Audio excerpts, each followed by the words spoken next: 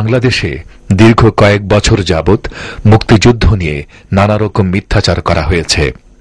ইতিহাস মুছে ফেলে চেষ্টা করা হয়েছে মন গড়া ইতিহাস রচনার।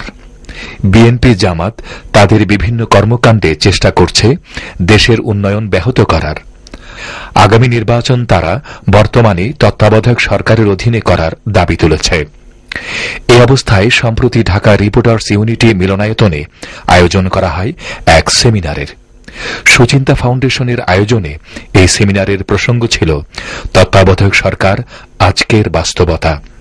অনুষ্ঠানের প্রধান অতিথি ছিলেন বিশিষ্ট পার্লামেন্টেরিয়ান সুরঞ্জিত সেনগুপ্ত এমপি। আমি তো উনি 2-3 বারের প্রধানমন্ত্রী, আমি ওনাকে বলতে চাই, আপনি যে যুদ্ধ ঘোষণা করছেন এই যুদ্ধ বাঙালি জাতি করেই আসছে। এই যুদ্ধ 1952 সালে বাঙালি জাতি করছে। আমার মায়ের ভাষাকে যখন আপনারা কেড়ে নিতে চাইছিলেন, এই এরাই। আমরা এই যুদ্ধে প্রাণ দিয়া রক্ত দিয়া আমরা এই যুদ্ধে বিজয়ী হয়েছি। অংশ নেন বিশিষ্ট সংবিধান বিশেষজ্ঞ ডক্টর জহির।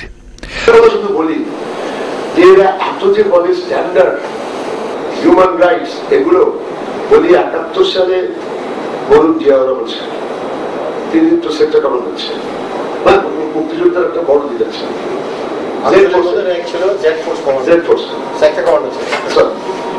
তাকে যদি এই নিজামী গ্রুপ ধরতো 71-এ, তাকে কি তারা বলতে চাচ্ত না সোজা দুম?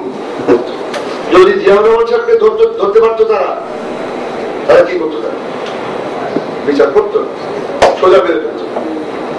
অন্যান্যের মধ্যে বক্তব্য রাখেন লেফটেন্যান্ট জেনারেল অবসরপ্রাপ্ত হারুনুর রশিদ বীর প্রতীক, বিশিষ্ট সাংবাদিক ইকবাল সোবহান চৌধুরী এবং হাফেজ মাওলানা জিয়াউল হাসান।